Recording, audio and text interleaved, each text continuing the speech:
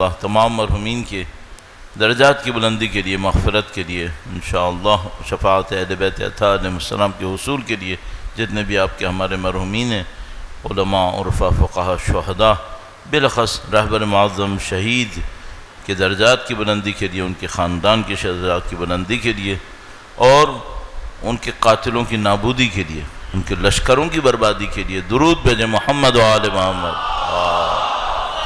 صلی علی فاتحہ۔ بسم اللہ الرحمن الرحیم، الحمدللہ رب العالمین، الرحمن الرحیم، مالک یوم الدین، ایاک نعبد و ایاک نستعین، اهدنا الصراط المستقیم، صراط الذین انعمت علیہم غیر المغضوب علیہم ولا الضالین۔ اللہم صل علی۔ ایک بار پھر درود بھیجے گا محمد و آل محمد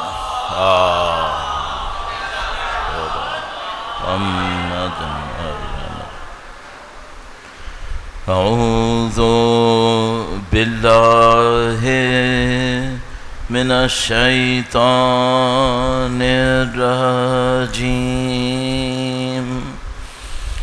بسم اللہ الرحمن الرحیم،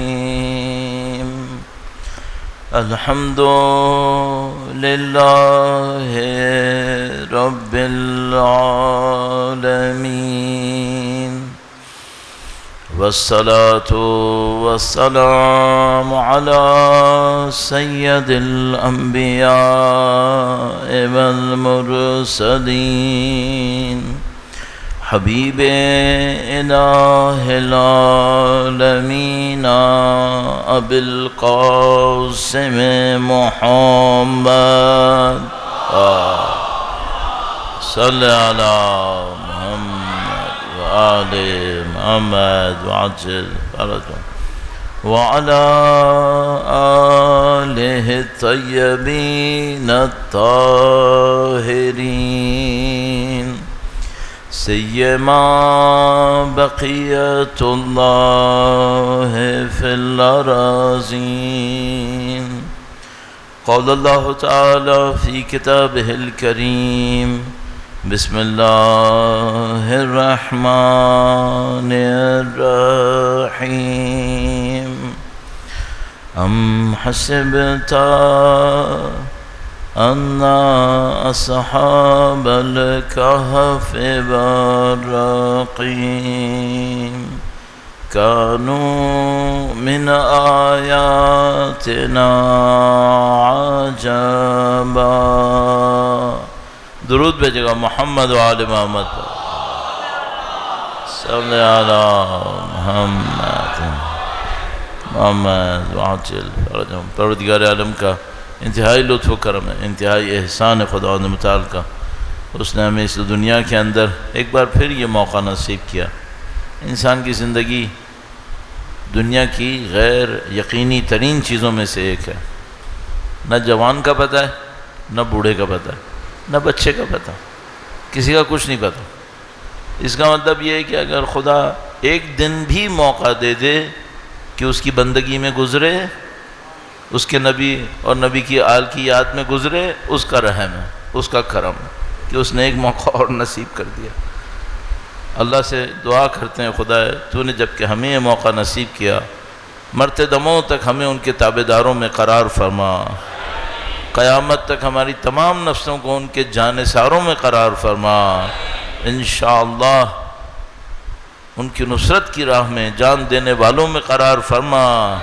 خداوندہ ظالموں نے ایک سید بزرگوار کا خون بہایا ہے، پاکیزہ خون، امریکہ مولانا، امریکہ مولانا،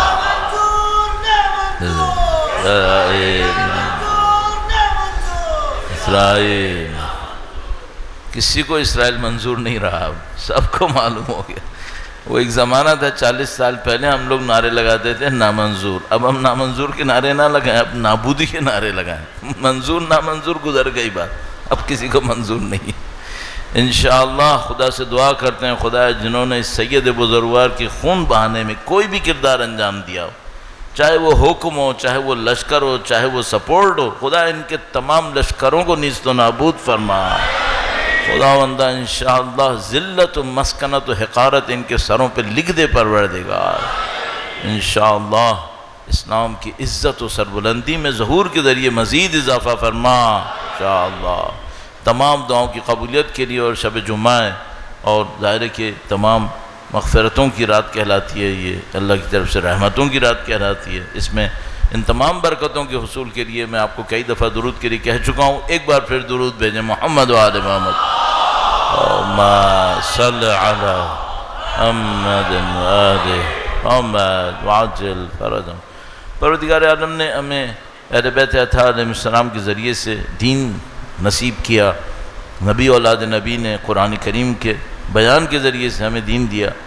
اس دین کی کچھ خاصیتیں ہیں، یہ بھی ہم جانتے ہیں کہ دین تو ہے ہمارے پاس اور اس میں ہمیں کوئی شبہ نہیں ہے، قرآن کریم میں الیوم اکملت لکم دینکم، لیکن یہاں ایک مشکل ہے کہ دین ایک چیز ہوتی ہے، دینداری کوئی اور معاملہ ہوتا ہے، دین فہمی، دین سمجھنا ایک اور ایشو ہوتا ہے۔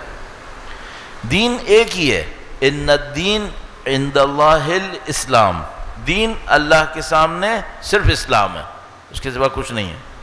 جو خدا نے دین بھیجا آخری دین وہ ایک قرآن ہے، ایک نبی ہے اور نبی کی اولاد طیبہ و طاہرہ، اس میں کوئی دوسری بات نہیں ہے۔ لیکن کیا جو لوگ دین سے سمجھتے ہیں وہ بھی سب ایک جیسا ہے؟ نہیں۔ اسے کیا کہتے ہیں؟ اس کو ہم کہتے ہیں دین فہمی، فہم یعنی شعور، جو دین کو میں نے سمجھا وہ ایک جیسا ہے، نہیں ہے ایک جیسا۔ کیا دلیل ہے؟ اگر دین کا سمجھنا ایک جیسا ہوتا فرقے کیوں بنے؟ فرقے بنے، کچھ فرقے نفس پرستیوں میں بنے، ان کو علیحدہ کر دو، کچھ فرقے دین کو سمجھنے میں فرق کی وجہ سے بنے ہیں، وہ تو ہیں بالآخر، چلو فرقوں کو بھی چھوڑ دیتے ہیں۔ تفسیریں کتنی لکھی گئی ہیں؟ ہزاروں تفسیریں لکھی گئی ہیں۔ یہ ہزاروں تفسیریں، ساری تفسیریں ایک جیسی بات کہہ رہی ہیں؟ نہیں، زمین آسمان کا فرق ہوتا ہے تفاسیر کے اندر۔ ایک تفسیر کا لیول کچھ اور ہوتا ہے، دوسری تفسیر کا لیول کچھ اور ہوتا ہے، ایک تفسیر میں ایک آیت کا مطلب یہ ہوتا ہے، دوسری تفسیر میں اس آیت کا مطلب کچھ اور ہوتا ہے۔ یہ کیا ہے؟ قرآن کتنے ہیں؟ قرآن کریم ایک ہے۔ قرآن فہمی کتنی ہے؟ بہت زیادہ ہے۔ یہ فہم ہے، یہ شعور ہے۔ کوئی کہے قرآن تو اللہ کا کلام ہے، وہ تو ایک ہی ہے، اس میں تو کوئی شبہ نہیں ہے، ہاں بالکل صحیح ہے بات، لیکن جو سمجھنے والا ہے وہ تو معصوم نہیں ہے، وہ تو عام انسان ہے، وہ کبھی کسی کو کچھ لیول کا سمجھ میں آتا ہے، کسی کو کچھ اور لیول کا سمجھ میں آتا ہے۔ یہاں سے دین سمجھنے کا فرق شروع ہو جاتا ہے، دین فہمی کا فرق۔ اب یہ تو میں نے قرآن کریم کے سلسلے میں عرض کیا، اب ہم یہ بھی نہیں کہہ رہے کہ کوئی نفس پرستی دکھا رہا ہے، نہیں، نفس پرستی کا معاملہ بھی نہیں ہے۔ ایک دفعہ ہوتا ہے نعوذ باللہ تعالی کوئی شخص نفس پرستی دکھاتا ہے، ایک آیت کا مطلب بالکل واضح ہوتا ہے، وہ اپنی کسی خواہش کی خاطر معنی کو تبدیل کر دیتا ہے۔ یہ بھی نہیں کہہ رہا، میں اس گروپ کی بات نہیں کر رہا ہوں، میں اس گروپ کی بات کر رہا ہوں جو سب کے سب مخلص ہیں، مخلص ہو کر قرآن کریم کو سمجھنا چاہتے ہیں، اس کے باوجود ان کے سمجھنے میں درجات ہوتے ہیں۔ اچھا، اب کوئی یہ کہے کہ آپ شیعہ و سنی کا کہہ رہے ہیں، چلو فرض کرو شیعہ سنی کا بھی نہیں کہہ رہا، شیعہ کے اندر کہہ رہا ہوں۔ کیا اہل بیت کے آثار کے چاہنے والوں نے 1400 سال میں جو تفاسیر لکھی ہیں وہ ساری ایک ہی بات کہہ رہی ہیں؟ نہیں، اس میں بھی فرق ہوتا ہے۔ یہ کس کا فرق ہے؟ یہ دین فہمی کا فرق ہے، دین کو سمجھنے کا فرق ہے۔ اچھا، یہ خدا نے بہت یہ نہیں کہا کہ یہ برا ہے، یہ مت کرو، یہ خدا نے برا بھی نہیں کہا۔ جس طرح سے ہے تم کوشش کرو، کوشش کرنے کو کہا، جیسے آیت کریمہ یہاں پر ہے ان تقوموا للہ مثنی وثلاث ثم تتفکروا، سوچو، غور کرو۔ اب اس سوچنے غور کرنے میں ممکن ہے کوئی فرق آ جائے، کوئی مشکل نہیں ہے۔ اگر لوگ دیندار ہوں گے، دین فہمی کا فرق انہیں مشکل میں نہیں ڈالے گا، دین فہمی کا فرق ان کو لے کے چلے گا. ایک مثال عرض کرتا ہوں آپ کی خدمت میں. درود بھیجے گا محمد و آل محمد.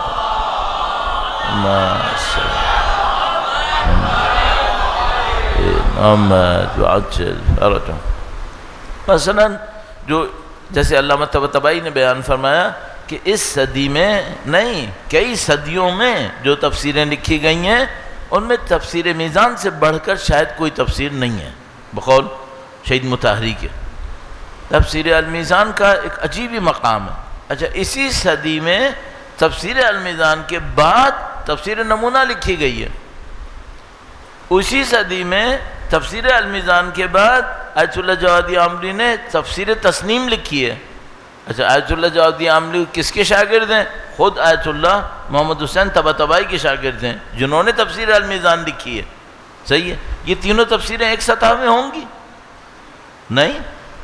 تینوں مخلص، تینوں دیندار، تینوں مثال کے طور پر ایک خاص علم کی سطح کے اوپر، معنویت کی سطح کے اوپر، لیکن فرق ہوتا ہے. یہ دینداری کا فرق ہے، اس میں مشکل نہیں ہے، لیکن فرق رہے گا. اب ایک اور چیز ہے، اس قرآن کریم کے بعد اگر چلے جاؤ پھر تو اتنا فرق ہوگا جس کا کوئی حساب نہیں ہے. کیوں؟ پھر کلام بھی ثابت نہیں ہے، روایت ہے. روایت کسی نے سنی ہے تو سنے ہوئے کو بیان کیا ہے، اس میں فرق ہوگا. تاریخ انوالو ہوگی، فنا راوی صحیح ہے نہیں ہے. کل مطلب کیا ہے؟ مطلب یہ کہ بھائی دینداری ایک چیز ہے، دین ایک چیز ہے. دین علیحدہ ہے، وہ ایک ہی ہے. دینداری میں فرق آتا ہے. اس کے بعد اگلا مرحلہ ہے دین فہمی میں. اگلا مرحلہ کیا ہے؟ جو آپ نے سمجھا اس پہ عمل کیا یا نہیں کیا. اب ایک اور کہانی شروع ہو گئی، اب ایک اور داستان شروع ہو گئی. میں ایک سادہ سے کراچی میں رہنے والے کسی شیعہ کی مثال دیتا ہوں. درود بھیجے گا محمد و آل محمد. صلی اللہ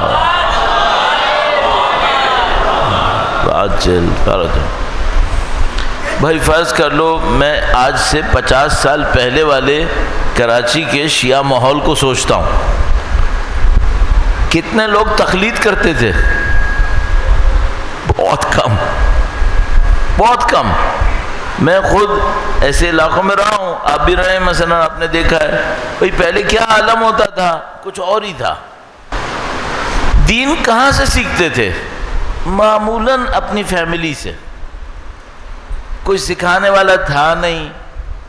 یہ جو الحمدللہ ابھی برکتیں نازل ہوئی ہوئی ہیں، اب کوئی کہے نہیں معلوم کس کی وجہ سے، کس کی وجہ سے، لیکن میں معتقد ہوں کہ یہ امام خمینی اور شہداء کی خون کی برکت سے.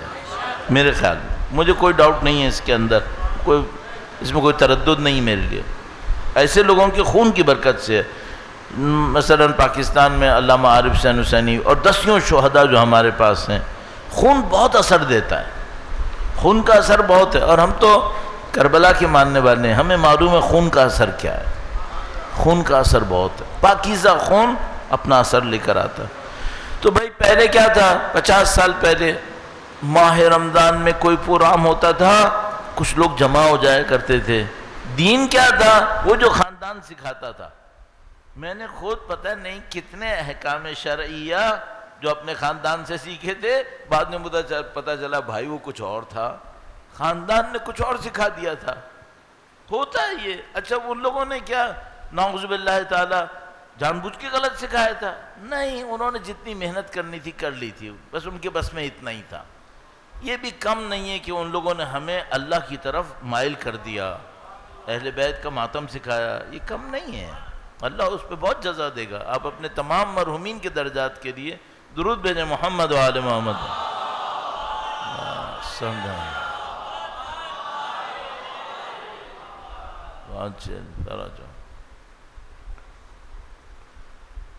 تو وہ ان کی اپنی کوشش تھی، تو انہوں نے ہمیں سکھایا. بعد میں پتہ چلا بھائی دین تو کچھ اور تھا، وہ مثلا یہ احکام وہ احکام. اچھا اب ہم نے سیکھ لیا. اب آئے ایک مختلف فیزز ہم لوگوں کے اوپر. ایک فیز آیا، ہم لوگ دیندار ہوئے، کیا سیکھا؟ دین کی کچھ چیزیں سیکھیں اور کچھ چیزیں مس ہو گئیں. کیوں؟ کلاس میں تھوڑی جاتے تھے، جامعیت تھوڑی تھی دین کی ہمارے پاس. مثلا کسی نے بہت زیادہ اصرار کیا وضو کے اوپر، چلو وضو میں سارا تقویٰ آ گیا کہ بھئی وضو پرفیکٹ ہونا چاہیے، بالکل ہونا چاہیے، کوئی شبہ نہیں، ورنہ تو نماز خراب ہو جائے گی۔ کسی نے سکھا دیا، کسی کو کوئی مل گیا اطراف میں، اس نے کہا بھئی تلفظ صحیح ہونا چاہیے، اب اس بیچارے نے پوری زندگی لگا دی ذال اور ذا کو ڈفرینشیٹ کرنے میں، اس میں لگا دیا اس نے جس کو جو سکھا دیا وہ اس نے سیکھ لیا۔ اب اس میں اور مشکل کیا بنی؟ اچھا میں وہ پارٹی تھا جو تلفظ والا تھا، تو میں نے باقی سب کو کہا کہ ان سب کا دین بیکار ہے، جس کا تلفظ ہے بس اس کا دین صحیح ہے، چلو یہ ہو گیا۔ اچھا ایک پارٹی تھی وضو والی، اس نے کہا بھائی جس کا پانی صحیح گر رہا ہے اس کا دین صحیح ہے، باقی سب کا معاملہ خراب ہو، چلو۔ ایک پارٹی تھی نعرے والی، اس نے کہا جو نعرہ نہ لگائے وہ تو فلاں ہو گیا، معاملہ اس کا ختم ہو گیا۔ یہ کیا ہے؟ یہ دینداری کا فرق ہے، دینداری کا فرق ہے۔ اچھا یہ فرق کیوں آ رہا ہے؟ اس میں جو نفس پرستی کر رہے ہیں اس کو چھوڑ دیتا ہوں، جو نفس پرستی کر رہے ہیں اس میں کیا ہے؟ کم فہمی، دین کو صحیح نہیں سمجھا ہے، دین کو جامعیت کے ساتھ نہیں سمجھا ہے۔ بھائی مولا کے اصحاب میں مالک اشتر بھی ہے، سلمان فارسی بھی ہیں، ابو ذر غفاری بھی ہیں، کمیل ابن زیاد نخائی دعائے کمیل والے بھی ہیں، یہ سب ایک جیسے نہیں ہیں، تھوڑا تھوڑا فرق ہے سب کے اندر۔ آپ یہ نہیں کہہ سکتے کہ یہ حصہ دین ہے بس، نہیں، باقی بھی ہے، ہر ایک کے پاس دین ہے، اور ایک البتہ مشترکہ حصہ ہے جو سب کے پاس ہونا چاہیے۔ تو یہ دینداری کا جو فرق تھا یہ ایک اور مشکل لے کر آ جاتا ہے۔ اب اس دوران میں ہمارے ساتھ کچھ مشکلات بنی ہوئی ہیں ہمارے معاشرے میں۔ کیوں مشکلات؟ کہاں سے میں سمجھ رہا ہوں مشکلات بنی ہوئی ہیں؟ بنیاد بالکل عرض کرتا ہوں، چونکہ پہلے دن مجھے آگے 9 دن کے لیے، پورے 9 دن کے لیے موضوع دینا ہوتا ہے، تو میں تھوڑا سا ظاہر پیچھے سے لے کے آؤں گا، پھر ایک موضوع دوں گا انشاءاللہ۔ درود بھیجے گا محمد و آل محمد، صلی علی محمد و آل محمد وعجل فرجہم۔ اب ہمارے پاس مشکل کیا ہے؟ میں طالب علم ہوں، آپ سب کے سامنے جوان سے بڈھا ہوا ہوں، آپ نے دیکھا ہے، 42 سال ہو گئے مجھے، صحیح ہے۔ اگر کوئی آرکیٹیکٹ ہوتا ہے، جیسے ہی کسی بلڈنگ میں جاتا ہے وہ کیا دیکھتا ہے؟ کیسی بنی ہوئی ہے، آرکیٹیکٹ کے حساب سے صحیح ہے آرکیٹیکچر اس کا۔ اچھا ایک آدمی الیکٹریکل انجینئر ہے، وہ کسی بھی علاقے میں جائے گا کیا دیکھے گا؟ پول کیسے ہیں، کھمبے کیسے ہیں، تار کیسے ہیں، یہ دیکھے گا۔ اچھا ایک آدمی کو لکڑی کا کام آتا ہے، وہ جہاں جائے گا کیا دیکھے گا؟ وہ لکڑی کا کام دیکھے گا، وہ یہ کرے گا۔ مجھے ایک بات بتاؤ، میں جو دین کا طالب علم ہوں، کہیں پہ بھی جاؤں گا کیا دیکھوں گا؟ اب اگر میں گاڑیاں اور کپڑے دیکھ رہا ہوں، اس کا مطلب ہے میں دین کا طالب علم نہیں ہوں، یا درزی ہوں یا میکینک ہوں۔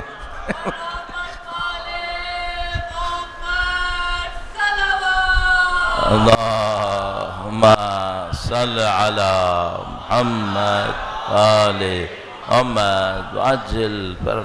بھائی جو دین کا طالب علم اس کو دین دیکھنا چاہیے کہ اس علاقے میں لوگوں کا دین کیسا ہے۔ اب ایک آدمی آئے دین کے نام پر کہیں جائے اور یہ دیکھیں یہاں پیسہ کتنا ہے، اس کا مطلب کیا ہے؟ اس کا مطلب یہ طالب علم نہیں ہے، تاجر ہے، یہ تاجر ہے۔ ایک کو گاڑیاں دیکھنی ہے، ایک کو کپڑے دیکھنے ہیں، ایک کو پتہ نہیں کچھ اور دیکھنا ہے۔ بھائی تجھے جو کچھ دیکھنا ہے اس کا مطلب تو وہی ہے، تو دین کا طالب علم نہیں ہے۔ اچھا اب اگر کوئی واقعاً دین کا طالب علم ہے، وہ لوگوں کا دین دیکھے گا۔ اب یہاں 2 پوائنٹ ہیں، بہت یہ وہ جگہ ہے جسے کہتے ہیں نا کرسٹ، بالکل۔ دین میں کیا دیکھے، اور یہاں سے ساری کہانی ایک اور طرف جانا شروع ہو جاتی ہے۔ دین میں کیا دیکھے؟ اب دیکھو فرض کرو میں ملائیشیا جاتا ہوں، وہاں کیا دیکھتا ہوں؟ وہاں دیکھتا ہوں بہت ساری خواتین میں ایک ظاہری پردہ ہے۔ پرائم منسٹر بھی ٹوپی لگاتا ہے، اور اس کے ساتھ جو مثلا خواتین کھڑی ہوں گی انہوں نے ایک اسکارف لیا ہوا ہوگا، ایک ظاہری پردہ ہے۔ اندر کیا ہو رہا ہے؟ الحفیظ الامان، کیا ہو رہا ہے؟ اچھا آپ جاؤ عرب معاشروں میں، مسجدیں کیسی ہیں؟ عالی شان، عالی شان مسجدیں، اس سے بہتر مسجدیں شاید روئے زمین پہ آپ کو نہیں ملیں گی. صحیح ہے. دلوں میں کیا ہے؟ دلوں میں تیل ہے. تیل ہو گیا اس کا، ختم ہو. دل شوبازی، مادہ پرستی، نفس پرستی گردن تک بھری ہوئی ہے. اچھا وہ جو بلڈنگیں تھیں مسجدوں کی وہ کیسی تھیں؟ چل رہی ہیں وہ بھی. کبھی آپ کسی مسجد کے برابر سے گزرو، عالی شان مسجد. ایک دفعہ میں ادھر ہی کسی علاقے میں تھا، ویسے تو مجھ پہ بین لگا چکا ہے، میں وہاں کبھی نہیں جاؤں گا، لہذا بولنے کی نام ملنے کی پھر بھی ضرورت نہیں ہے. میں وہاں سے گزر رہا تھا تو کوئی فجر کی نماز کا وقت آیا. ہم لوگ دو تین افراد تھے، تو فجر کی نماز کا وقت آیا تو ایک مسجد کے برابر سے گزرے. بہت بڑی مسجد تھی، بہت بڑی مسجد. تو ہم نے کہا چلو فجر کی نماز پڑھ لیں. اندر گئے، جیسے اندر گئے سخت گرمی پڑ رہی تھی باہر. عرب میں ظاہر ہے زیادہ تر پڑتی ہے. اندر اتنا ٹائٹ قسم کا اے سی چل رہا تھا کہ وہ جوتوں کی جگہ تک سب ٹھنڈا ہوا تھا. بہت بڑی مسجد تھی، یعنی کہ جتنا ہال اس کا ہے نا جس میں آپ بیٹھے ہیں بجانی ہال میں، اس سے کئی گنا زیادہ تھا. صحیح ہے. اور زبردست قسم کا اے سی چل رہا ہے. خدا شاہد ہے اندر شاید 3 آدمی تھے. 3 آدمی تھے. بلڈنگ بنی ہوئی ہے، اے سی چل رہا ہے، خادم بھی کھڑا ہوا ہے، سب کچھ ہے. نمازی نہیں ہے. یہ مشکل ہے. تو مثال کے طور پر آپ کسی علاقے میں جائیں گے، ظاہری طور پہ پردہ ہے، باقی دین کیا ہے؟ باقی کچھ نہیں ہے. ایک اور علاقے میں جائیں گے، اس کے پاس بلڈنگز عالی شان، باقی کچھ بھی نہیں. تو کسی علاقے میں جائیں گے آپ کو دین کی کوئی اور چیز نظر آئے گی، آپ بڑے خوش ہوں گے. بعد میں اندر جا کے دیکھیں گے نہیں بھائی یہاں دین کی خبر نہیں ہے. اب میں آپ سے ایک سوال پوچھتا ہوں، جب مجھے کسی کا دین دیکھنا ہو تو کیا دیکھنا چاہیے؟ یہ بنیادی سوال آئے گا یا نہیں آئے گا؟ یہ تو میں نے دوسروں پہ رکھ کے آپ سے عرض کیا، یہ دوسروں کی بات ہے. پہلے کس کی بات ہے؟ اپنی. کہ بھائی میں ایک علاقے میں گیا، اس کی بلڈنگ اچھی تھی، دین نہیں تھا. کپڑے اچھے تھے، دین نہیں تھا. ظاہری پردہ تھا، پھر بھی دین نہیں تھا. تو مجھے اپنے آپ سے ایک سوال کرنا ہے، میں کس کیٹیگری میں ہوں؟ کہیں ایسا تو نہیں کہ میں بھی کچھ پوائنٹس دین کے لے کے چل رہا ہوں اور سمجھ رہا ہوں یہ دین ہے، اندر کوئی اور معاملہ ہے. اب یہاں پہ ایک بہت بڑا سوال آتا ہے، جو دین واقعی دین ہوتا ہے وہ کیا ہے؟ اور یہ نہیں ہو سکتا کہ جس نے ہمیں دین دیا ہو یہ نہ دیا ہو کہ واقعی دین کیا ہے. یہ نہیں ہو سکتا. انہوں نے واقعی دین دیا ہوگا، یقیناً دین بھی دیا ہوگا اور ایک اور چیز بھی دی ہوگی. اسے میں کیا کہوں؟ دین کی نشانیاں. دین کی نشانیاں. میں ابھی کچھ نشانیاں آپ کی خدمت میں عرض کروں گا. یہ ہمیں پتہ چل گیا ظاہر میں پردہ ہو یہ دین کی نشانی نہیں ہے، پیشانی پہ نشان ہو یہ دین کی نشانی ہے نہیں. اس کے دھوکے میں نہیں جانا. یہ صرف اس کی نشانی ہے کہ جہاں یہ سجدہ کر رہا ہے وہ جگہ گھس گئی ہے، اس کے علاوہ کوئی نشانی نہیں ہے. بلکہ بعض لوگوں کا تو یہ موٹا موٹا یہاں پہ سیپٹک ہوا ہوتا ہے، زخم بنا ہوا ہوتا ہے. اس کا مطلب ہے اس نے گندے فرش پہ اتنا سجدہ کیا ہے کہ یہاں پہ سب زخم آ گیا ہے. ایک علیحدہ مسئلہ ہے. یہ ظاہر کی نشانیاں نہیں ہوتی بھائی. اصل نشانیاں کیا ہوتی ہیں؟ دو طرح سے دیکھنا پڑتا ہے. ایک معاشرے میں، اگر معاشرے میں دین ہوتا ہے نشانی کیا ہوتی ہے؟ اور ایک فرد کے اندر اگر بندے میں دین ہوتا ہے نشانی کیا ہوتی ہے؟ عرض کروں گا آپ کی خدمت میں مزید برکتوں کے لیے اور تمام مرحومین کی مغفرت، مزید توفیقات کے حصول کے لیے، وقت کے امام کے ساتھ رابطے کے لیے درود بھیجیں محمد و آل محمد. محمد و آل محمد وعجل فرجهم. سب مل کر درود بھیجتے ہیں نا. بات ماشاءاللہ آپ لوگ سب مل کے درود بھیج رہے ہیں، بہت اچھا ہوتا ہے. اس سے بہت طاقت لگتی ہے، اس میں برکتیں بھی بہت ہوتی ہیں. اللہ بہت قبول کرتا ہے انشاءاللہ. ایک دین کی نشانی ہوتی ہے جو ہمیں معاشرے میں ڈھونڈنی ہوتی ہے. اچھا یہ معاشرہ بہت، ایک لحاظ سے معذرت کے ساتھ عرض کروں گا، بہت دھوکے باز ہوتا ہے. دھوکے باز کیسے؟ اس کو یہ پتہ ہوتا ہے کہ اگر اندر دین نہ ہو تو دوسروں کو دکھانا کیسے ہے. ماہر ہوتے. اس کو اپنے آپ کو ٹھنڈا کرنا ہے نا، اپنے آپ کو پرسکون کرنا ہے کہ ہم دیندار ہیں. تو اس نے کیا کیا ہوگا؟ دین کے نام پہ کوئی اور چیز پکڑ لے گا. میں نے عرض کیا بلڈنگ پکڑ لیں گے, کچھ اور پکڑ لیں گے, ابھی میں تفصیل میں نہ جاؤں. کیا دیکھوں میں؟ وہ دیکھوں جو اصلی دین کا رزلٹ معاشرے میں ہونا چاہیے وہ کیا ہے, اصلی دین کا رزلٹ کیا ہونا چاہیے. اب اس میں بھی کہانی ختم نہیں ہوتی ہے, کہانی بہت لمبی ہے ابھی, ٹھیک ہے. آپ اس کو بھی آسان مت سمجھنا. میں چلو آپ کی جسے کہتے ہیں نا مینٹل ایکسرسائز کے لیے ایک جملہ کہتا ہوں. کیا دین کی نشانی یہ ہوتی ہے کہ معاشرے میں پیسے کے اعتبار سے سب ایک لیول پہ ہوتے ہیں؟ اس کو ہم لوگ کیا کہتے ہیں؟ اس کو ہم کہتے ہیں مساوات. مساوات کیا کہتے ہیں؟ ایکوالٹی. کیا دین کی نشانی ایکوالٹی ہوتی ہے؟ یہ ہم لوگوں کے ذہن میں ہے کہ ہاں شاید یہ ہے. کیا سب کے پاس ایک جیسا پیسہ ہوگا؟ کیا یہ دین کی نشانی ہے؟ تو میں اپنے تجربے سے عرض کر رہا ہوں یہ کبھی دین کی نشانی نہیں بن سکتی, کبھی نہیں بن سکتی. اور یہ میں پہلے بھی آپ کی خدمت میں تفصیل سے عرض کر چکا ہوں کہ آج آپ مساوات کر لو, سب کا پیسہ لے لو, سب کو برابر تقسیم کر دو, 2 سال بعد کیا ہوگا؟ کچھ لوگ کھا چکے ہوں گے, کچھ لوگ ڈبل ٹرپل کر چکے ہوں گے, پھر دوبارہ بگڑ جائے گا, پھر دوبارہ مساوات کرو گے.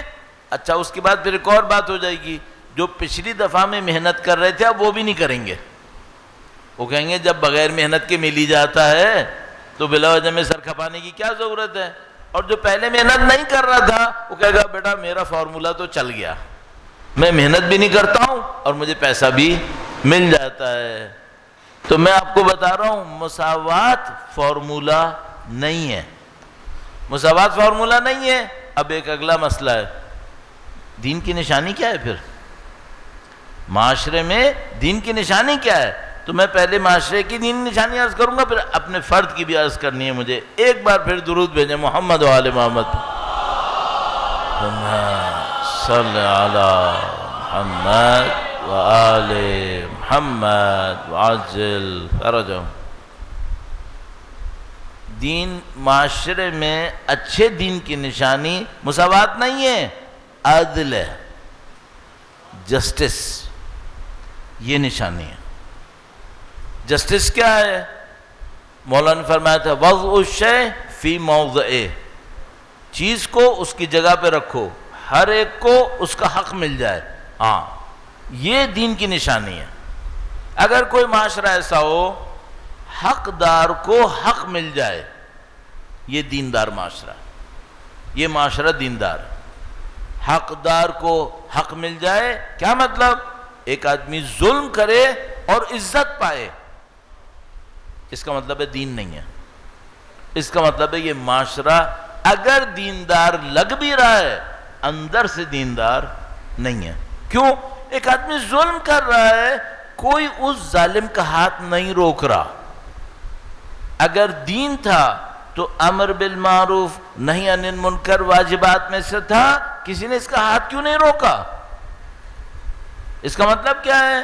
اس معاشرے کے لوگوں نے اپنے دین کو 2 حصوں میں تقسیم کر لیا ہے. جو آسان ہے اس پہ عمل کرتے ہیں, جو مشکل ہے اس پہ عمل نہیں کرتے. یہ معاشرہ دیندار نہیں ہے. بس معاشرے کی سب سے بڑی نشانی کیا ہے؟ عدل. عدل ہونا چاہیے. جو ظلم کرے گا سزا ملے گی, جو مظلوم ہوگا اس کا حق ظالم سے لے کر مظلوم کو دیا جائے گا. یہ دین کی نشانی ہے. صحیح ہے؟ اب یہ میں بعد میں عرض کروں گا کہ اس کو کرنا کیسے ہے, یہ ہوگا کیسے. یہ ہو گیا معاشرے کی سطح پر. اچھا اب شاید آپ میں سے کسی کے ذہن میں ایک سوال آئے, شاید خدا کو عدل کیوں اتنا پسند ہے؟ کیوں اس کو معاشرے میں عدل چاہیے؟ اعدلوا هو اقرب للتقوی سے شروع کر کے یملأ الارض قسطا وعدلا تک عدل عدل عدل. کیوں اتنا عدل چاہیے خدا کو معاشرے میں؟ خدا معاشرے میں ظلم برداشت نہیں کرنا چاہتا. ظلم کی بدترین شکل کیا بنتی ہے؟ فساد. فساد. فساد کیا ہوتا ہے؟ یہلک الحرث والنسل, جو کھیتی اور نسل کو برباد کر دے یہ فساد ہے. خدا کو ظلم جو معاشرے میں فساد ہو رہا ہے یہ پسند نہیں ہے. کیوں؟ اب یہاں ایک چھوٹا سا پوائنٹ ہے جو شاید کسی کے لیے اتنا امپورٹنٹ نہ ہو، ابھی اس کو شاید اتنا زیادہ گہرائی میں سمجھ میں نہیں آئے، لیکن میں اپنی ذمہ داری کو پورا کرتے ہوئے پوائنٹ عرض کر دیتا ہوں. کیوں خدا کو معاشرے میں عدل پسند ہے اور ظلم نہیں چاہتا ہے؟ وہ کیوں نہیں چاہتا اس کو میں عرض کروں گا. درود بھیجے گا محمد و آل محمد پر. صلی علی محمد و آل محمد وعجل فرجہم. یہ بہت بنیادی ایک بات ہے، اس کو عرض کرتا ہوں. وہ یہ ہے کہ بھائی یہ جو مشین کوئی بناتا ہے اس کو یہ پتہ ہوتا ہے کہ اس مشین کو کتنے الیکٹریسٹی پہ چلانا ہے، کتنا وولٹ چاہیے اس کو، اس پہ کتنا آئل لگنا ہے، اس کے کس پرزے کا کتنا خیال کرنا ہے، یہ بنانے والے کو پتہ ہوتا ہے. اچھا، خدا متعال نے یہ انسان بنائے اور وہ انسان ایسے بنائیں کہ مل کے رہیں گے، معاشرے میں رہیں گے. خدا نے انسان کو ایسا بنایا ہے اگر معاشرے میں عدل ہو، اس کی معنوی ترقی، خدا تک پہنچنے کا سفر آسان ہو جاتا ہے. معاشرے میں ظلم ہوتا ہے، اس کا خدا کی طرف جانے کا سفر مشکل ہو جاتا ہے. اب خدا کیا چاہتا ہے اپنے بندوں کو؟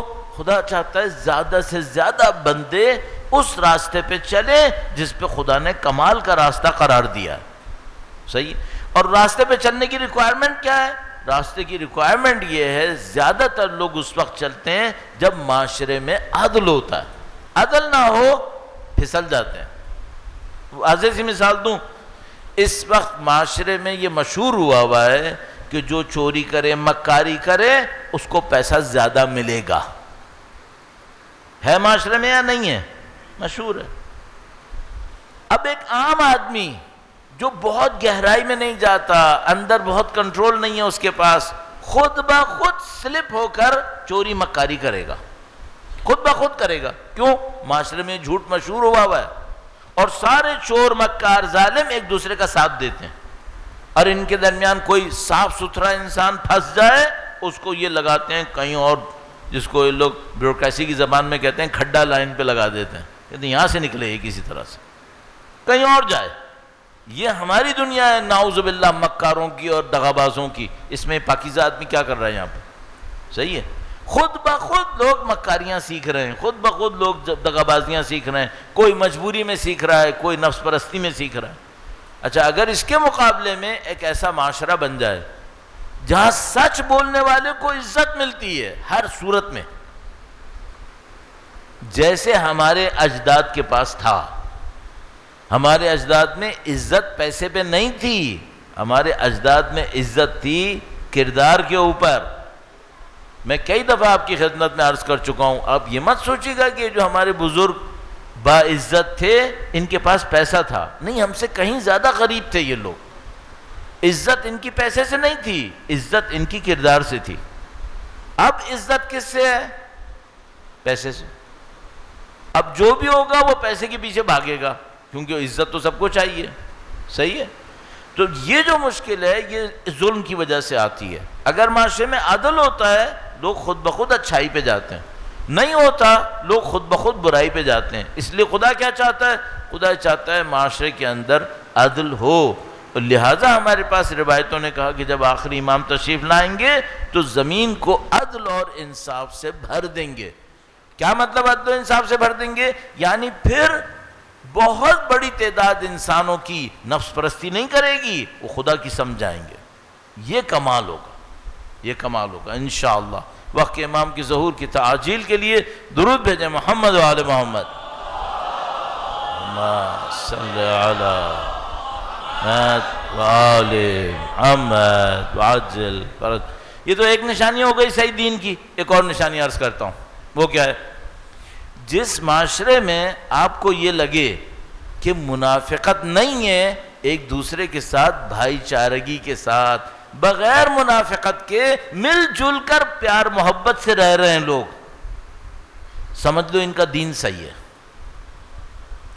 اور جس معاشرے میں آپ کو لگے کہ یہاں سچائی نہیں ہے، یہاں دکھاوے کا ہے، یہاں محبتیں نہیں ہیں، یہاں سب ایک دوسرے کے ساتھ ٹسل میں ہیں، اب اگر کوئی مجھ سے کہنا ہے کہ یہ سارے لوگ 5 وقت کے نمازی ہیں، نماز شب بھی پڑھتے ہیں، تو میں کہوں گا ان کے پاس دین نہیں ہے۔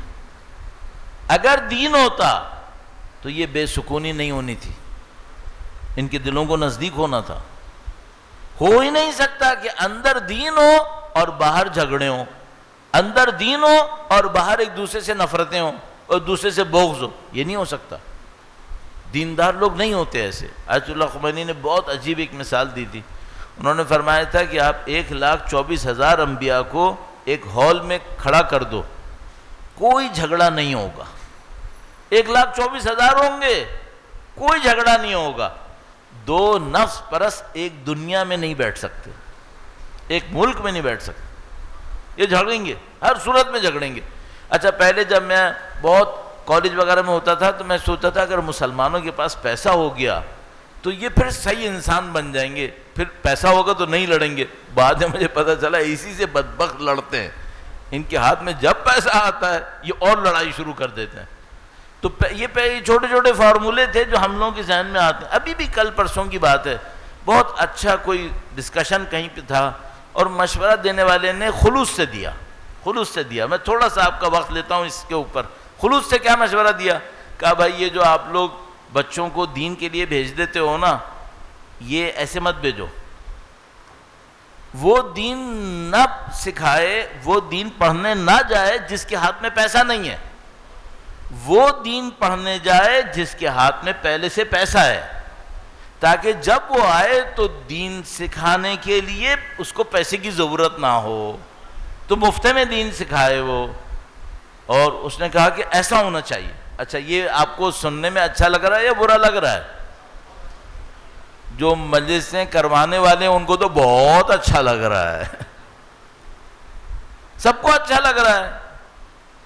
ایک مشکل ہو گئی اس میں، وہ کیا؟ مولوی بنے گا ہی وہ جو پیسے والے کا بیٹا ہوگا۔ وہ جو غریب کا بیٹا ہوگا یہ مولوی بنے گا کبھی؟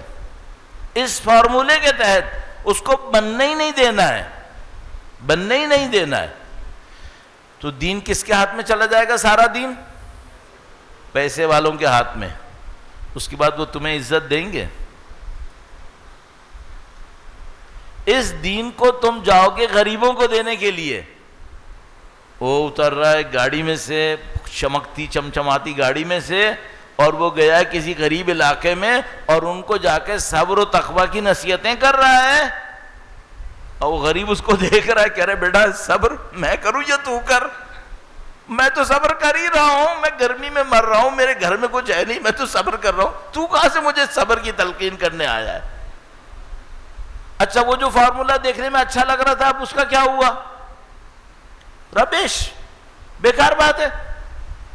یہ کیا بات ہوئی کہ دین غریب دے یا دین امیر دے؟ نہیں بھائی، بولو دین دیندار دے، ختم ہو گئی بات۔ چاہے وہ امیر کا بیٹا ہو چاہے وہ غریب کا بیٹا ہو۔ یہ تو ظلم ہے کہ آپ بولو کہ دین ہمیشہ امیروں کے بچے دیں گے، اور یہ میں بتا دوں یہ کبھی بھی نہیں ہوگا، کبھی بھی نہیں ہوگا۔ نہ یہ میں کہہ رہا ہوں کہ سارے غریبوں کے بچے دیندار ہوں گے، نہ میں یہ کہہ رہا ہوں سارے امیروں کے بچے بے ایمان ہوں گے، لیکن کسی بھی کیٹیگری کے اندر آپ محدود کرو گے دین خود بخود کرپٹ ہو جائے گا۔ اچھا ایک اور بات، کسی نبی نے یہ کیا ہے؟ حضرت نوح علیہ السلام سے لے کر ختمی مرتبہ تک حضرت نوح علیہ السلام دین لے کر آئے، لوگوں کا الزام کیا تھا؟ ہم یہ دیکھ رہے ہیں کہ تمہیں ماننے والے لوگ ہمارے معاشرے کے چھوٹے لوگ ہیں، یہ حضرت نوح کے سامنے کہا۔ اراذلنا بادی الرائے، انہوں نے کہا ہم تمہارے اطراف میں کون سے دیندار دیکھ رہے ہیں، سب چھوٹے چھوٹے لوگ ہیں، ان کی تو کوئی سوسائٹی میں حیثیت ہی نہیں ہے۔ اچھا رسول گرامی کے اطراف میں جو پہلے دین لائے وہ کون لائے؟ سب غریب لوگ، بلال حبشیوں، اس ٹائپ کے لوگ۔ اچھا یہ جو فارمولہ دے رہا ہے یہ کیا کہہ رہا ہے؟ کہہ رہا ہے غریبوں سے دین نہیں لینا ہے۔ تو ایسا کرو تمام نبی کے سائڈ میں جتنے لوگ ہیں سب کو نکالو، نبی مانیں گے اس کو؟ انبیاء ائمہ ایک سے ایک غریب کو اپنا نمائندہ بنا کے بھیج دیتے تھے۔ اچھا ہمارے ذہن میں اصل گڑبڑ کیا آئی ہے اس کہنے والے کے، اس قول کے کہنے؟ وہ یہ سمجھ رہا ہے خرابی کی جڑ غربت ہے. نہیں، خرابی کی جڑ غربت نہیں ہے، خرابی کی جڑ مال کی محبت ہے. اس میں فرق ہے. ایک دفعہ ایک امیر ہوتا ہے جس کے اندر مال کی ہرس آسمان کو پہنچی بھی ہوتی ہے، ایک غریب ہوتا ہے جو انتہائی حریص ہوتا ہے. آپ کنفیوز مت ہو، مال جڑ نہیں ہے، مال کی محبت اور ہرس وہ جڑ ہے. اس کو دیکھو تو ممکن ہے آپ کو ایک مالدار ملے گا جو بہت دیندار ہوگا، جیسے مولا کا وہ ماننے والا جس کے گھر پہ مولا گئے، ان کا تم نے کیا اپنا حشر کیا ہوا ہے؟ تو وہ اس نے کہا کہ مولا میں تو آپ ہی کی طرح بننا چاہتا ہوں، لہذا میں نے کپڑے شپڑے سارے پرانے کر دیے ہیں. یہ ہم کا نہیں، صحیح نہیں کر رہے. پھر ایک کے گھر گئے جس کا گھر بڑا تھا، تو امام کے اصحاب نے کہا مولا اس کا گھر اتنا بڑا ہے. امام نے اس سے کہا اگر تمہارا گھر غریبوں کے لیے کھلا رہے تو بڑے گھر میں کوئی برائی نہیں ہے، صحیح ہے. تو کیا امام کے سارے چاہنے والے ائمہ کے اور نبی کے سارے غریب ہوتے تھے؟ نہیں، سارے غریب نہیں ہوتے تھے. سارے امیر ہوتے تھے؟ نہیں، سارے امیر بھی نہیں ہوتے تھے. یہ تقسیم ہی غلط ہے جو ہم لوگ سوچ رہے ہیں. بس اس تقسیم میں سب سے بڑی غلطی کیا ہے؟ ہم سمجھ رہے ہیں کہ خرابی کی جڑ مال ہے. خرابی کی جڑ مال نہیں ہے، یا خرابی کی جڑ غربت ہے. نہیں، خرابی کی جڑ غربت بھی نہیں ہے، مال بھی نہیں ہے. خرابی کی جڑ کیا ہے؟ حرص، لالچ، دنیا پرستی، چاہے غریب میں ہو چاہے امیر کے اندر ہو. یہ خرابی کی جڑ ہے. درود بھیجیں محمد و آل محمد. صلی محمد وعجل فرج.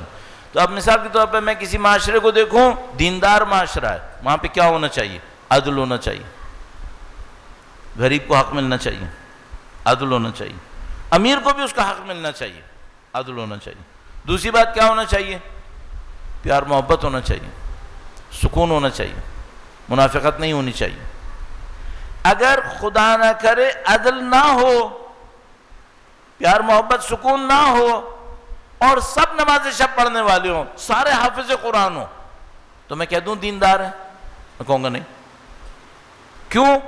دین کا جو اصلی اثر خدا نے بتایا ہے وہ پیشانی پہ سجدوں کے نشان نہیں ہے، زبان کے اوپر آیت قرآنی ہونا یہ نہیں ہے. دین کا جو خدا نے اصلی اثر بتایا وہ زندگی میں عدل کا نفاذ ہے. عدل یہ خدا نے بتایا. اس لیے امام کی تشریف آوری پر ایک روایت تمہیں نہیں ملے گی جو یہ کہے امام کی تشریف آوری پر سارے لوگوں کے پیشانیوں پہ سجدوں کے نشان ہو جائیں گے. کوئی نہیں ہے ہمارے پاس. لیکن ایک روایت مسلسل ان کے اجداد نے کہی، وہ کیا؟ زمین پہ عدل ہوگا. یہ اصلی نشانی ہے. اچھا، اب بہت وقت ہوا. اب ذاتی طور پر ایک آدمی کی لائف میں اگر دین ہوا اور دین نہیں ہوا تو کیا ہوگا اور کیا نہیں ہوگا؟ درود بھیجے گا محمد و آل محمد. صلی علی محمد و آل محمد وعجل فرج. اگر دین ہوا سکون ہوگا، اطمینان ہوگا. اضطراب، پریشانی، مستقبل سے ڈرنا، اس سے ڈرنا، اس سے ڈرنا، نہیں، یہ نہیں ہوگا. ذمہ دار ہوگا یا غیر ذمہ دار ہوگا؟ ذمہ دار ہوگا. دوسروں کے دکھ درد کو سمجھے گا یا نہیں سمجھے گا؟ سمجھے گا. اس دکھ درد سے شاید روئے گا بھی، یہ بھی ہوگا. رونا بے صبری کی نشانی نہیں ہے. یہ کسی نے غلط سمجھا ہے. کسی نے مجھ سے کہا کہ مثلا فلاں امام نے اس موقع پہ گریہ کیا تو انہوں نے صبر کیوں نہیں کیا؟ تم سے کس نے کہا کہ رونا بے صبری کی نشانی ہے؟ اللہ کے نبی اپنے بیٹے کی قبر پر بیٹھ کر روئے تھے. نعوذ باللہ بے صبری کی نشانی ہے کیا؟ نہیں، وہ بے صبری نہیں ہوتی. بے صبری کیا ہوتی ہے؟ نعوذ باللہ تعالی خدا سے شکوہ کرے، خدا سے شکایت کرے، لیکن آنسو بہائے اور خدا سے کہ خدا میں تیرے حکم پہ راضی ہوں. بسم اللہ، صبر ہے، عین صبر ہے. تو صحیح اطمینان ہوگا، سکون ہوگا، دوسروں کے دکھ درد میں شرکت ہوگی، اپنی ذمہ داریوں کا احساس ہوگا، لاپرواہ انسان نہیں ہوگا. یہ دیندار ہے. خود غرض ہوگا یا دوسروں کے لیے سوچے گا؟ دوسروں کے لیے سوچے گا، خود غرضی نہیں کرے گا. ایک حد تک صحیح ہے، اس کے بعد خراب ہے. تو یہ دین ہوگا. اب ہمیں اور آپ کو ایک بات دیکھنی ہے. اچھا، اب معذرت کے ساتھ ایک اقرار لینا چاہ رہا ہوں. اگر ان سٹینڈرڈز پہ سوچیں جو میں نے ابھی کہا، ہمارے معاشرے میں دین ہے؟ نہیں. کم ہے، کم ہے. مثلا اپنے آپ کو اتنا بچا لوں کہ بعد میں لوگ مجھے نہ ماریں گے تم نے کیا کیا. ٹھیک ہے کم ہے. ٹھیک ہے، اس کو بہتر بنانے کی ضرورت ہے. ٹھیک ہے. اب میں ایک بات سوچ رہا ہوں، کوئی جو دینی طالب علم ہے جہاں جاتا ہے وہ دین دیکھے گا، کون سا پیس مسنگ ہے؟ کوئی پیس مسنگ ہے یہاں پر؟ کون سا پیس مسنگ ہے؟ صحیح ہے. اب مثال کے طور پر ہمیں دیکھنا ہوگا دین کا کون سا پیس مس ہوتا ہے تو کیا ہو جاتا ہے. ٹھیک ہے نا. اچھا یہ جو ابھی انالیسس آیا تھا کہ پیسے والوں کو دین کے لیے بھیجو، اس کے انالیسس میں غلطی کیا تھی؟ اس سے سمجھائے کہ غربت بنیاد ہے برائی کی. تو میں نے کہا نہیں، یہ صحیح نہیں ہے. ٹھیک ہے. اب میں کہہ رہا ہوں ہمارے معاشرے میں دین ہے، ہاں ہے، بہت اچھا ہے، نہیں کچھ گڑبڑ بھی ہے. مسنگ کیا ہے؟ اچھا مسنگ بعض اوقات اتنا سامنے ہوتا ہے جو دیکھے سمجھ جائے، جو دیکھے سمجھ جائے. بعض اوقات اتنا سامنے نہیں ہوتا، گہرائی میں جانا پڑتا. میں نے اسی لیے وہ مثال دی ابھی پیسے والے کی، کہ دیکھنے میں وہ مثال اچھی لگ رہی تھی لیکن اندر سے معاملہ خراب تھا. اب یہاں پر ہم لوگوں کے ساتھ جو مشکل ہے، میں بہت تیزی سے عرض کروں گا اب، اور اس کے اوپر بنیاد کرتے ہوئے موضوع ہے. ہمارے اندر جو مشکل ہے، ہمارے کچھ تصورات دینی یعنی ریلیجیس کانسیپٹس، ہمارے کچھ تصورات ہیں، کچھ مفاہیم ہیں ہمارے پاس دین کے نام پر، ان میں تھوڑی سی مس انڈرسٹینڈنگ ہو رہی ہے. اس کو میں نے بہت فلسفیانہ کر دیا، اس کو میں بہت سادہ کرتا ہوں انشاءاللہ. درود بھیجے گا محمد و آل محمد. صلی علی محمد و آل محمد وعجل فرج. اب میں واقعاً دونوں ہاتھ جوڑ کر ایک مثال دیتا ہوں. اچھا اگر میں آپ سے کہوں عبادت گزار، عبادت گزار ایک لفظ ہے، عبادت گزار اردو میں استعمال ہوتا ہے، فارسی کا بھی ہے. عبادت گزار، پہلی تصویر جو آپ کے ذہن میں آتی ہے وہ کیا آتی ہے؟ ایک آدمی نے تسبیح پکڑی ہوئی ہے، اس کے ہاتھ میں، اس کے سر پہ ایک ٹوپی ہے، سجدے کر رہا ہے، رکوع کر رہا ہے، یا اللہ یا اللہ یا اللہ، سبحان اللہ سبحان اللہ سبحان اللہ. یہ ہو گیا عبادت گزار. صحیح ہے. بہت معذرت کے ساتھ، ابھی آپ لوگ تھوڑا سا شوق میں آنے والے ہیں، معذرت کے ساتھ. امیر المومنین کی پہلی تصویر ذہن میں کیا آتی ہے؟ شمشیر ہاتھ میں ہے. یہ عبادت گزار یہاں فٹ ہو رہا ہے؟ اور امیر المومنین سے بڑا کوئی عبادت گزار ہے دنیا میں؟ تو یہ فٹ کیوں نہیں ہو رہا؟ اس کا مطلب کیا ہے؟ ہماری عبادت گزاری میں کوئی ایسا پارٹ ہے نعوذ باللہ تعالی جو امیر المومنین کو شامل نہیں کر رہا ہے، یا ہماری امیر المومنین کی تصویر میں کوئی نقص ایسا ہے جو ان کو عبادت گزار سے سائڈ پہ کر رہا ہے. کوئی ایک خرابی ہو گئی ہم سے کوئی ایک خرابی ہو گئی. یا تو عبادت گزار کے مفہوم میں ہم نے کوئی گڑبڑ کر دی ہے تو ہماری امیر المومنین کی تصویر اس پہ فٹ نہیں ہو رہی، یا ہم نے امیر المومنین کو سمجھنے میں کوئی مشکل کر دی ہے تو عبادت گزار وہاں پہ نہیں آ رہا ہے.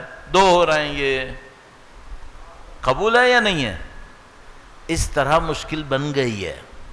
اگر میں آپ سے کہوں نا ایک آدمی معاشرے میں انتہائی متقی اور انتہائی پرہیزگار، صحیح ہے.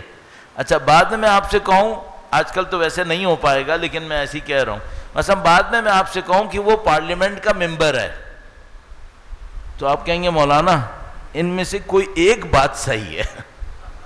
ویسے ہماری پارلیمنٹ کے ممبر بننے کے لیے تقوی ہونا قانوناً شرط ہے، قانوناً شرط ہے، لیکن ہم سب کو معلوم ہے کہ وہاں کیا بک رہا ہے. یہ کیوں ایسا ہے؟ ہمارے دین کی کوئی تصویر ہے ہمارے پاس، اس تصویر میں کچھ چیزیں صحیح نہیں ہیں، اس کی وجہ سے پورے معاشرے پر اس کا اثر پڑ رہا ہے. اب مجھے مفہوم دینا ہے جس کے اوپر میں نے بات کرنی ہے اور اس میں بہت آگے تک بات جاننی ہے. وہ کیا ہے؟ آپ عزت کسے کہتے ہیں؟ عزت کسے کہتے ہیں؟ اچھا چلیں آپ کو میں ایک بات کہتا ہوں، درود بھیجے گا محمد و آل محمد. صلی علی محمد و آل محمد وعجل فرج. میں آپ سے کہوں کہ ایک بہت عزت دار انسان میرے پاس آیا صحیح ہے؟ اپنے ذہن میں تصویر بنائیں اس آدمی کی. میں نے آپ سے کہا معاشرے کا بہت عزت دار آدمی میرے پاس آیا، آپ کے ذہن میں تصویر میں کیا آیا؟ یہیں پر بیٹھے ہوئے کچھ لوگوں کی ذہن میں 4 ویلر آ گیا ہے. 4 ویلر آ گیا ہے. ان کے ذہن میں ہے کہ عزت دار ہونے کے لیے 4 ویلر تو کم سے کم ہو. تو مثلا ابھی میں نے کہا نا معاشرے کا بہت عزت دار میرے پاس آیا، اور میں بعد میں بتاؤں وہ سائیکل پہ آیا تھا. کولیجن آ رہا ہے، ٹکرا رہا ہے. کہ کیسے ہو گیا؟ عزت دار سائیکل پہ کیوں آیا ہے؟ اچھا، یہ جو عزت دار کا تصور ہم نے بنایا ہے، یہ وہی ہے جو ان العزت للہ ولرسولہ وللمؤمنین؟ نہیں، وہ کچھ اور ہے، یہ کچھ اور ہے. یہ ہماری مشکل ہے. ہمارے دینی مفاہیم مصیبت میں پھنس گئے ہیں. ہم کچھ اور سوچ رہے ہیں دین سے، دین کچھ اور سکھا رہا ہے ہمیں. اب میں نے، آپ کہیں گے مولانا یہ کیا کر رہے ہیں آپ؟ 8 دن بات کروں گا آپ کے سامنے. کس بات کے اوپر؟ عزت کسے کہتے ہیں؟ عزت کسے کہتے ہیں؟ آپ کہیں گے 8 دن عزت کے اوپر؟ ہاں، 8 دن عزت کے اوپر. اس مفہوم کی وجہ سے فرعون بنتے ہیں فرعون. اور اس مفہوم کو ڈھونڈنے کے لیے کبھی تمہیں کربلا جانا ہوگا، کبھی کسی صحرا میں جانا ہوگا. عزت، اس کی خاطر قربانیاں دی جاتی ہیں. عزت کی خاطر. عزت ہے کیا؟ اور عزت کبھی شخص کی ہوتی ہے، اور کبھی قوم کی ہوتی ہے، اور کبھی دین کی ہوتی ہے. دین کی بھی ایک عزت ہوتی ہے، اور دین کی عزت پر انبیاء اپنی جانیں قربان کر دیتے ہیں. ختم. یہ کیا ہے عزت؟ عزت ہے کیا چیز؟ ہماری عزت 4 ویلر میں پھنسی ہوئی ہے. سید الشہداء کی عزت کیا ہے؟ عزت دین. مجھے اس پہ کام کرنا ہے، کیونکہ مجھے پتا چلا یہ بنیاد ہی ہے جہاں پہ ہم نے خراب کر لیا ہے اپنا معاملہ. ہم نہیں سمجھ پا رہے. اور میں خاص کر اس بات کو دیکھ رہا ہوں کہ بڑی بڑی قربانیاں اہل بیت اطہار علیہ السلام نے اور انبیاء نے عزت کے نام پہ دی ہیں. عزت کے نام پہ دی ہیں. اور مجھے یہ چیک کرنا ہے. میں حقیقت یہ مجھ سے کوئی کہ 8 دن کے کانٹینٹس آپ کے لیے کلیئر ہیں، کیونکہ ہم 9 دن معمولاً ہوتے ہیں، 1 دن ہمیں کم کرنا پڑتا ہے آگے سفر کی وجہ سے. تو آج کا دن گزر گیا. 8 دن کے کانٹینٹس کلیئر ہیں، اجمالاً میری نظر میں ہیں. تفصیلاً میں ابھی اس میں اور سوچتا رہوں گا، ہر روز کوشش کروں گا. میں ہر سال یہی کرتا ہوں، موضوع لیتا ہوں اجمالاً، پھر اس کے اوپر ہر روز کام کرتا ہوں. الحمدللہ اس سے نئی نئی چیزیں سامنے آتی. ابھی تو بہت ساری چیزیں میرے سامنے ہیں عزت سے، اور انشاءاللہ مجھے آپ کی خدمت میں عرض کرنا ہے. اور ہدف کیا ہے؟ ہدف ہونا چاہیے ہمارا، ہدف ہونا چاہیے. مجھے وہ عزت چاہیے جو سید سجاد کے پاس تھی. وہ عزت چاہیے. شب جمعہ ہے، انشاءاللہ مغفرت کی شب ہے، ہمارے اور آپ کے مرحومین کی مغفرت کے لیے انشاءاللہ ہے. وہ عزت چاہیے جو سید سجاد کے پاس تھی. اور وہ کون سی عزت تھی؟ وہ عزت ایسی تھی نہ بیڑیوں سے کم ہوتی ہے، نہ زنجیروں سے کم ہوتی ہے. ان کی زنجیریں عزت بن جاتی ہیں، ان کی بیڑیاں عزت بن جاتی ہیں. یہ کون سی عزت ہے؟ ہمیں یہ عزت چاہیے، یہ عزت چاہیے. اللہ اکبر. میرا دستور ہے، 5 ہو یا 10 مجلس ہو، پہلے دن مصائب بی بی سیدہ کے پڑھتا. آج شب جمعہ بھی ہے، آج شب جمعہ بھی ہے. کون سی عزت چاہیے؟ وہ عزت چاہیے جو مظلومہ تماچا کھائے تب بھی کم نہیں ہوتی. وہ عزت چاہیے. اللہ اکبر، اللہ اکبر. کبھی دنیا نے سوچا بھی نہیں تھا کوئی نبی کی بیٹی ہو اور اسے تماشا لگے. ہو گیا. کبھی نہیں ہوا تھا، کبھی نہیں ہوا تھا. کیوں ایسا ہوا؟ کیوں تمام انبیاء کے ساتھ ایسا نہیں ہوا؟ چونکہ یہ محمد مصطفیٰ خاتم الانبیاء ہیں. افضل الانبیاء ہیں، اشرف الانبیاء ہیں، ان کا مقام کچھ اور ہے، ان کا امتحان کچھ اور ہے۔ انہوں نے فرمایا مجھ پر وہ مصائب ٹوٹے جو کسی نبی پر نہیں ٹوٹے تھے۔ حق فرمایا نبی صادق نے، وہ مصائب ٹوٹے جو کسی نبی پہ نہیں ٹوٹے تھے۔ کوئی بھی نبی دنیا سے جاتا ہوگا اس کی اولاد کو تسلیت دیتے ہوں گے، نہ کہ اس کے گھر پہ آگ لگانے کے لیے کھڑے ہو جاتے ہوں گے۔ یہ تو اللہ کے نبی کی بیٹی ہے کہ جس کے گھر کے دروازے کے اوپر کھڑے ہو گئے آگ لگانے کے لیے۔ اور یہ دروازہ کون سا دروازہ تھا؟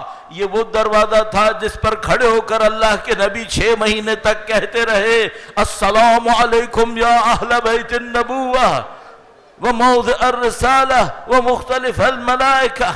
اللہ کے نبی کہتے رہے، پھر بھی ایسا کیا؟ ہاں ایسا کیا۔ کس نے کیا؟ نفس پرستوں نے، دنیا پرستوں نے۔ اور وہ سیدہ اپنے باپ کے دین کے لیے قربانیاں دیتی رہی۔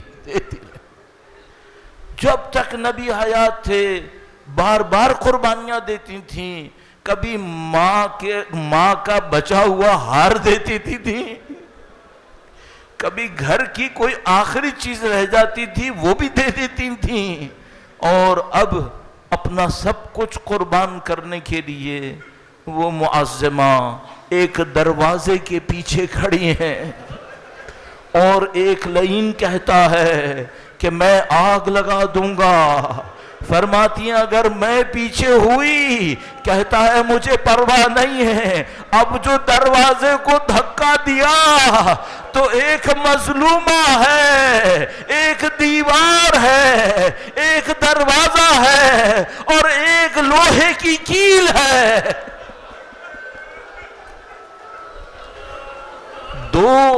دو فریادیں سیدہ نے گویا دی ہیں۔